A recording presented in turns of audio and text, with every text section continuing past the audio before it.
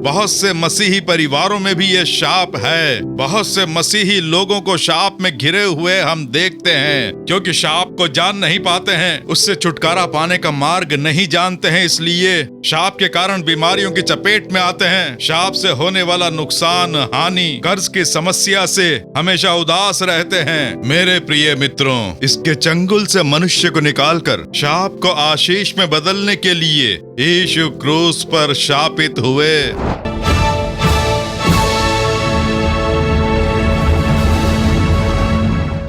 पवित्र यूहन्ना रचित सुसमाचार 19वां अध्याय, उसका 17वां और 18वां वचन पढ़ता हूँ, सुनिए। तब वो यीशु को ले गए और वो अपना क्रूस उठाए हुए उस स्थान तक बाहर गया जो खोपड़ी का स्थान कहलाता है और इब्रानी में गुलगुता। वहां उन्होंने उसे और उसके साथ और 2 मनुष्यों को क्रूस पर चढ़ाया, एक को इधर और एक को उधर, और बीच में यीशु को। यीशु अपना क्रूस उठाए हुए इब्रानी भाषा में गुलगुता नाम से कहलाने वाले खोपड़ी का स्थान उस जगह पर वो गए। वहां यीशु को ले जाके क्रूस पर चढ़ाया। क्रूस पर यीशु की मृत्यु के विषय में ये पवित्र शास्त्र हमें विस्तार से बताता है। हर एक देश में अपराधियों को अलग अलग प्रकार से दंड देने की प्रक्रिया होती है, और वो भी उस जमाने में जब राजाओं का राज था। अलग अलग दंड देते थे ताकि लोग पाप करने से बचें और मनुष्य कोई भी अपराध करने से पहले उस दंड के बारे में सोचे। रोमन की सरकार के समय संसार के अधिकतर भाग में रोमन लोग रहा करते थे। रोमापुरी में रहने वाले लोगों पर सैनिकों का अत्याचार होता था। उन दिनों इस्राएल देश भी रोमन सरकार के अधीन था, और उस समय के दौरान ही परमेश्वर मनुष्य का अवतार लेकर इस संसार में आए। यीशु के नाम से वो इस संसार में घूमे फिरे। वो इस संसार में लोगों का भला करते रहे। भूत प्रेत से जकड़े हुए लोगों को छुटकारा दिलाने के लिए वो घूमते फिरे। ऐसा प्रेरितों के काम 10:38 में हम पढ़ते हैं। ऐसे भलाइयां करके लोगों को छुटकारा दिला के चंगा करने वाले यीशु को क्रूस पर लटका कर मारा गया। रोमन शासन के दौरान चोरी, डकैती, हत्या करने वाले भयानक अपराधियों को और सरकार का विरोध करने वाले विरोधियों को जो सबसे भयानक दंड दिया जाता था वो था क्रूस पर लटका के मारने का दंड। एक बार क्रूस पर लटकाने का फैसला दे दिया जाता तो उसके विरोध में कोई आवाज नहीं उठा पाता था, ना ही उस पर कोई तरस खा पाता था। रोमन सरकार जो फैसला दे देती थी उसे कोई बदल नहीं सकता था। इस प्रकार का दंड जब किसी मनुष्य को दे दिया जाता तो उसे मारते और उस पर अत्याचार करते। बहुत यातनाएं उसे दी जाती थीं। निर्दयी सैनिक जो होते थे वो मारते, पीटते और अत्याचार करके वेदनाएं पहुंचाते, और उसके बाद जिस क्रूस के ऊपर मनुष्य को लटकाया जाना है उस क्रूस को उसके कंधे पर लाद कर उसे घसीट कर ले जाते। लोग तमाशा देखते और परिहास उड़ाते कि इसने ही ये पाप किया है। तख्ते पर लिख दिया जाता कि ये अपराधी है। गांव से बाहर जहां लोगों का आना जाना होता है, सब लोग देख सकें वैसे उसे क्रूस पर लटकाकर 3 कीलों के द्वारा उसके शरीर को क्रूस पर भेद कर लटका दिया जाता था। शरीर क्रूस के ऊपर लटका रहता और बूंद बूंद करके लहू बहने लगता। ये बहुत ही भयानक वेदनाएं लेकर आता। उस क्रूस के ऊपर उसके किए अपराध को लिख दिया जाता, और उस रास्ते से जाने वाले जो लोग होते, ये कौन है वो देखकर इसने ये अपराध किया है मानकर उसे बुरा भला बोलते और उसका परिहास उड़ाते। एक तरफ शरीर में होने वाली वेदनाएं, दूसरी तरफ लोगों के परिहास के द्वारा मन में उठने वाली वेदनाएं, और इन दोनों के बीच अपने प्राणों को त्याग कर उन्होंने स्वयं की बलि चढ़ाई। इस प्रकार की एक भयानक मृत्यु होती है, क्रूस पर लटकने की मृत्यु। जिस यीशु ने कोई पाप नहीं किया तो उसे क्रूस पर क्यों लटकाया गया? इकलौते पुत्र को क्यों क्रूस पर लटकना पड़ा? मेरे प्रिय मित्रों, यीशु के दिनों में पिलातुस नाम का एक गवर्नर था। केवल उसके पास ही मृत्यु दंड देने का अधिकार था। उन दिनों वही न्यायाधीश था, केवल वही मृत्यु दंड दे सकता था। यीशु से पूछताछ के बाद उसने कहा, इसके ऊपर कोई भी आरोप सिद्ध नहीं होता है। एक न्यायाधीश आरोपी से पूछताछ करके अपना जो फैसला सुनाता है वो था कि इसके ऊपर कोई अपराध सिद्ध नहीं हुआ है। लेकिन वही न्यायाधीश यीशु को क्रूस पर लटकाने का फैसला सुनाता है। इस संसार के किसी भी न्यायालय में ऐसा फैसला कभी नहीं दिया गया कि एक आरोपी से पूछताछ करके ये निरपराधी है, ऐसा न्यायाधीश के बोलने के बाद भी उसे दंड कैसे दिया जा सकता है। लेकिन यीशु क्रूस पर मरने के लिए स्वीकारते हैं। तो यहाँ क्रूस पर मरने का अर्थ है सरकार द्वारा दिया गया दंड नहीं। यीशु को दंडित करने की क्षमता किसी में भी नहीं। पवित्र शास्त्र में कहा गया है, गलातियों 1:4 जब हम पढ़ते हैं, यीशु ने हमारे लिए अपने आप को क्रूस पर मरने के लिए दे दिया। उन्होंने स्वयं क्रूस पर मरने के लिए मेल मिलाप किया, ऐसा बाइबल का वचन कहता है। हाँ मेरे प्रिय मित्रों, यूहन्ना 10वें अध्याय के 18वें वचन में यीशु कह रहे हैं, मेरे प्राण मुझसे कोई छीन नहीं सकता। मैं स्वयं अपने प्राण दे रहा हूँ और मैं स्वयं उसे पुनः ले सकता हूँ। ऐसा अपने मरने और पुनः जीवित होने के विषय में यीशु ने अपने जीवित रहते हुए जो बात कही वो हम बाइबल में पढ़ते हैं। उन्होंने स्वयं ही क्रूस पर मरने के लिए स्वीकारा, नहीं तो कोई उन्हें छू भी नहीं सकता है। उन्हें स्वयं को क्रूस पर लटकाने की आवश्यकता क्या थी? हमारे लिए। आप जो ये सुन रहे हैं, आपके लिए, इस संसार में रहने वाले हर एक मनुष्य के लिए, प्राणी के लिए। यीशु ने इस संसार में हर एक के लिए स्वयं को क्रूस पर मरने के लिए दे दिया। क्रूस की वेदनाओं को उन्होंने सहा ताकि उससे हमें आशीष मिले, हमारे दुख सुख में बदल जाएं, हमारे जीवन में एक चमत्कार हो। इसलिए उन्होंने क्रूस पर स्वयं की बलि चढ़ाई, ऐसा बाइबल का वचन कहता है। वो क्या कहता है इस बारे में मैं आप सबको ये बताकर आपके आशीषों के लिए प्रार्थना करूं, ऐसी प्रभु ने मुझे आज्ञा दी है। सबसे पहले यीशु को क्रूस पर लटके हुए देखिए। उन्होंने जो लहू बहाया, उन्हें लहू लुहान की परिस्थिति में क्रूस पर लटके हुए हम देखते हैं। सबसे पहले जो उन्होंने लहू बहाया, उसके बाद जो उन्होंने घाव सहे हमारी चंगाई के लिए। तीसरी बात, यूहन्ना 19वां अध्याय उसका 2 वचन कहता है, सिपाहियों ने कांटों का मुकुट गूंद कर उसके सिर पर रखा। 5वां वचन कहता है, यीशु कांटों का मुकुट और बैंजनी वस्त्र पहने हुए बाहर निकला और उसे ले जाके पिलातुस के सामने खड़ा किया गया।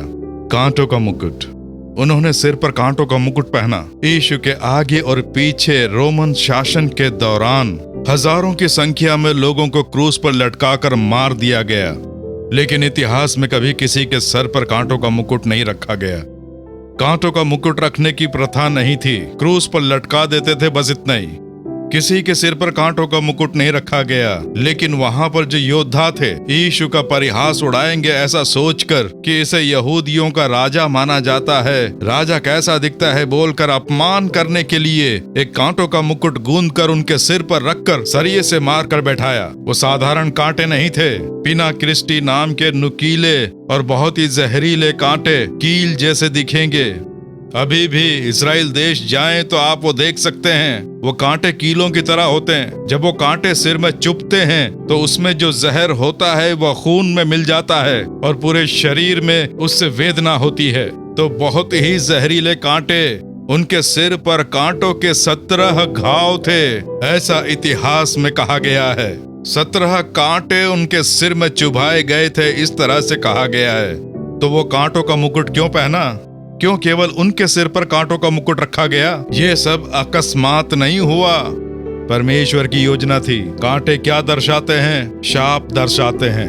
उत्पत्ति 3 अध्याय उसका 17वां और 18वां वचन कहता है, परमेश्वर ने संसार की सृष्टि करते समय कांटे नहीं उगाए। परमेश्वर ने हरी घास, छोटे पौधे और फलदायी वृक्षों की सृष्टि की, ऐसा उत्पत्ति 1-2 अध्याय में हम पढ़ते हैं। प्रभु ने किसी भी प्रकार के कांटे या कांटों का वृक्ष उगाया नहीं। तीसरे अध्याय में कहा गया है कि मनुष्य के पाप करने के कारण पृथ्वी को शाप दिया गया। पाप से होने वाला शाप के कारण ही कांटे उगे। अब ये पृथ्वी तेरे लिए कांटे और ऊंट कटारे उगाएगी, ऐसा प्रभु ने कहा है शाप के बारे में। तीसरे अध्याय के 17 और 18वें वचन में कांटे शाप दर्शाते हैं। तो मनुष्य शाप के चंगुल में आ गया और शाप के कारण वो समस्याओं से घिरा है।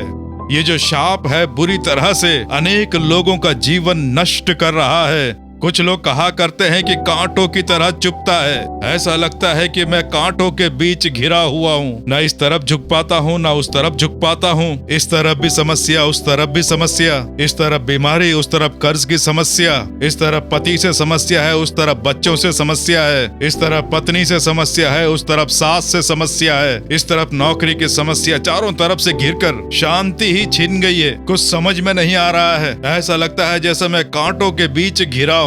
ये बात आपके मुंह से निकलती है, सोचने पर मजबूर है। इसका कारण शाप दर्शाता है। कांटे शाप दर्शाते हैं।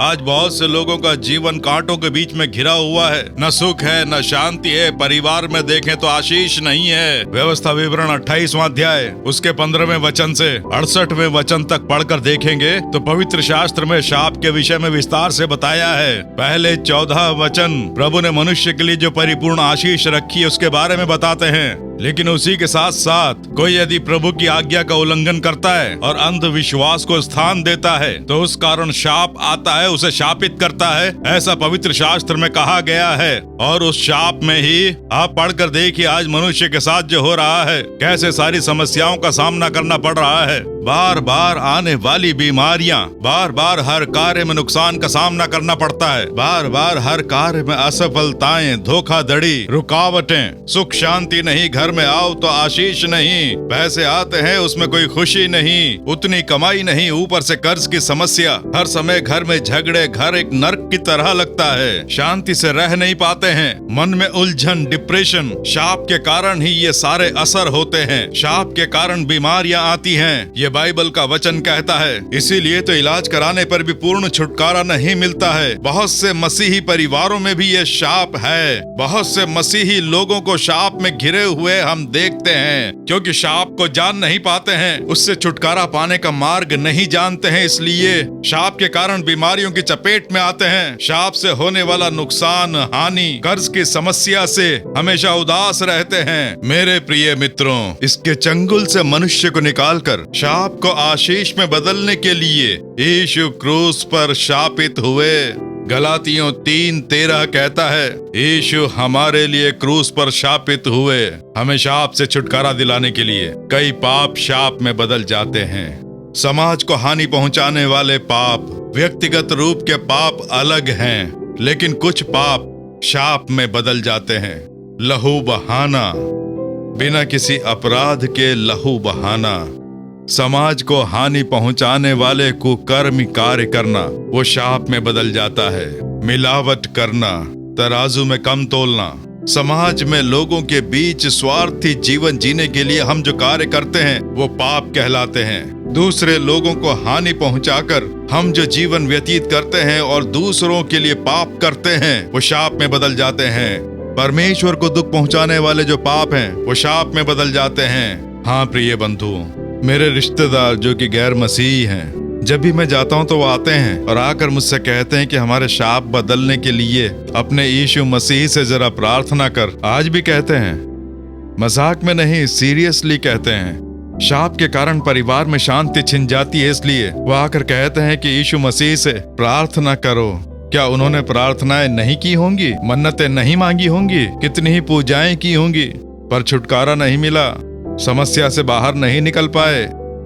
आज भी उससे जूझ रहे हैं, बोलते हैं प्रार्थना करो। शाप। एक बार एक रिश्तेदार मुझसे मिलने के लिए आया हमारे दफ्तर में। तुझे यहाँ वहाँ प्रचार करते हुए देखता हूँ, काफी मशहूर हो गया है, ऐसा बोल के बोला। बस मैं तुझसे मिलने के लिए आया हूँ। उन्हें बैठाया, बातचीत की। उनका यह हाथ काम नहीं कर रहा था, दाहिना हाथ मुड़ता नहीं था, उससे काम नहीं हो पाता था। मैंने जब कॉफी दी तो बाएं हाथ से कॉफी ली। मैंने सोचा शायद इसी के लिए प्रार्थना कराने के लिए आए होंगे, तो मैंने कहा, क्या बात है, कैसे आना हुआ? तो उसी ने कहा कि भैया मेरा हाथ देखा, ये दाहिना हाथ मुड़ता नहीं है, इससे कोई काम नहीं हो पा रहा है। बाएं हाथ से ही सब करता हूँ। ऐसा क्यों हुआ पता है? उसी ने पूछा, उसी ने जवाब दिया। तराजू में डंडी मारता था ताकि जल्दी से खूब पैसे कमा लूंगा। ग्राहकों को कम तोल तोल कर देता था, लोगों को धोखा देता था। मैं सब सुन रहा था, वही बताया जा रहा था। मुझ पर विश्वास रख के जो ग्राहक सामान लेने आया करते थे, उन्हें धोखा दिया। इस हाथ से कम तौलता था, अब ये हाथ काम नहीं कर रहा है। मेरे पाप के कारण ये शाप आया, ये खुद वो बोल रहा है। गैर मसीही मेरा रिश्तेदार मुझसे बोल रहा है, शाप के कारण हुआ। ग्राहकों को सामान कम तौल के देने वाला कार्य, रिश्वत लेना भी शाप है। कोई भी आशीर्वाद देकर रिश्वत नहीं देगा कि तू सुखी रहे नहीं कहेगा, शाप देकर देगा। मैं एक ईमानदार हूं, मुझसे बेईमानी से पैसे ले रहा है तो कभी सुखी नहीं रहेगा, शाप उसे हानि पहुंचाएगा, वो शाप असर करेगा। प्रभु का वचन कहता है निर्गमन 34:7 में, 4 पीढ़ियों तक वो शाप पीछा करेगा, 4 पीढ़ियों तक वो हानि पहुंचाएगा। एक पीढ़ी नहीं, 4 पीढ़ियों तक हानि पहुंचाएगा। इस प्रकार के अनेक शाप लोगों को क्षति पहुंचा रहे हैं, लोगों में समस्या पैदा कर रहे हैं। मैं बहुत दुखी होकर कह रहा हूँ, मैं हमारे देश के लिए रो रो कर प्रार्थना करता हूँ कि हमारा देश मुश्किल में है। बारिश नहीं हुई, पीने के लिए पानी नहीं है, लोग पीने के पानी के लिए दुख उठा रहे हैं, महिलाएं मटके लिए हुए यहाँ वहाँ जाती हैं। क्या ये परिस्थिति नहीं बदलेगी प्रभु? आशीष नहीं मिलेगी क्या? ऐसे रो रो कर प्रार्थना करता हूँ, इसलिए मैं बहुत दुखी होकर ये बात कह रहा हूँ। परमेश्वर की सच्चाई बता रहा हूँ, ये मेरी कल्पना नहीं है, इसका आविष्कार मैंने नहीं किया, परमेश्वर के वचन है। आकाश व पृथ्वी के सृष्टिकर्ता परमेश्वर के वचन बोल के बता रहा हूँ।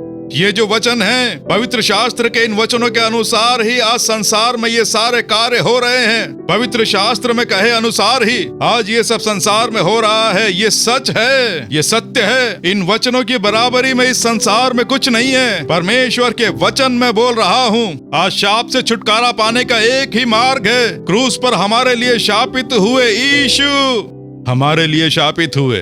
हे यीशु, पाप क्षमा करके शाप से छुटकारा दिलाओ कहेंगे तो वो दया करेंगे। मेरे प्रिय मित्रों, यीशु मसीह के नाम से आपका हार्दिक स्वागत करता हूँ। अब 1 मिनट के लिए आंखें मूंद कर यीशु के क्रूस का ध्यान करके, जिस पे वो बर्बरता से लटके, उस यीशु के प्रेम का ध्यान करके प्रार्थना करेंगे। हो सकता है अपने परिवार में आशीष खोकर, भलाइयां खोकर, शाप के कारण उठी समस्याओं से आप उदास हों। वो क्रूस पर शापित हुए, उसका ध्यान करें। शाप दूर होकर आपके जीवन को परिपूर्ण आशीष मिलेगी। उसके लिए हम प्रार्थना करने वाले हैं। विश्वास से मेरे साथ प्रार्थना करेंगे ना? क्रूस पर लहू बहाकर मरने वाले यीशु का ध्यान करके हम प्रार्थना करेंगे। परम पिता, मेरे साथ प्रार्थना करते इन बच्चों को देखो। तुम मरने के लिए क्रूस के ऊपर लटके, मार खा के घावों को सहा, मेरे लिए, हमारे लिए, हमारे पाप, शाप, बीमारी, वेदनाएं, चिंताएं, आंसू, ये सब क्रूस पर सहकर सुंदरता से क्रूस पर लटक कर मरे। पुनः जीवित हो उठने के बाद भी अपने शरीर में, अपनी हथेलियों में घाव रखे। हमारे ऊपर, मेरे ऊपर प्रेम रखने के लिए तुम्हारी स्तुति हो।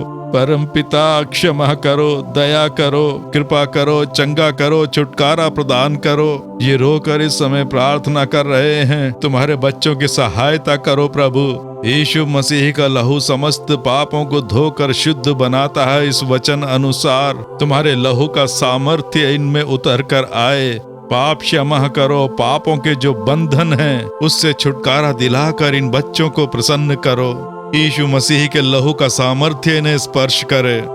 पाप के जो बंधन है वो टूटकर बिखर जाने चाहिए। प्रभु, बीमार होकर, दुर्बल होकर अपने शरीर की सुंदरता को खोने वाले इन बच्चों को देखो।